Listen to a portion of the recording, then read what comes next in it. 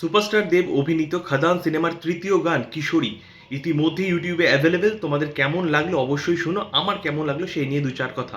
গানটি কম্পোজ করেছেন রথিজিৎ ভট্টাচার্য এবং গানটি গেয়েছেন রথিজিৎ নিজে এবং অন্তরা মিত্র। তো গানটা বেশ ভালো, খুব মিষ্টি রোমান্টিক সং হিসেবে এটা কিন্তু চার্ট বাস্ট হতে চলেছে এবং দেবের এখন যা ফ্যান ফলোয়িং, এটা ট্রেন্ডিং নাম্বার ওয়ান যাওয়ার এখন শুধুমাত্র সময়ের অপেক্ষা।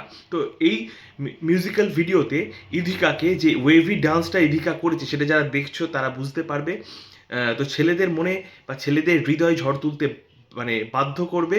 এবং সুপারস্টার দেবকে নিয়ে আর নতুন করে কি বলবো, এই বয়সে তা দীর্ঘদিন ধরে ভিন্ন ধারার ছবি করেছে, মাস কমার্শিয়াল মুভি থেকে দূরে থেকেছে, তবু তার ডান্স স্টেপগুলো যথেষ্ট কঠিন। এই গানেও তাই, কিশোরী গানেও যথেষ্ট কঠিন ডান্স স্টেপ সে যেভাবে করেছে, অনবদ্য ড্রোন শটগুলো খুব ভালো, খাদানের মধ্যে লাল কস্টিউমে একসাথে যে বাজনা বাজছে, গান বাজছে, এটা কিন্তু বেশ দৃষ্টিগোচর এবং শ্রুতিমধুরও বটে। শুরুতে অন্তরা মিত্রর কণ্ঠে যেভাবে গানটা এগোতে শুরু করলো বেশ ভালো লাগলো এবং কিশোরী ওই পোর্শনটুকু রথিজিৎ নিজে গেয়েছে, তুখোড় লাগছে। খাদানের রাস্তার মধ্যে দিয়ে যখন দেব ইধিকা বাইকে করে আসছে সেই সিনসটা, ড্রোন শটটা কিন্তু বেশ ভালো।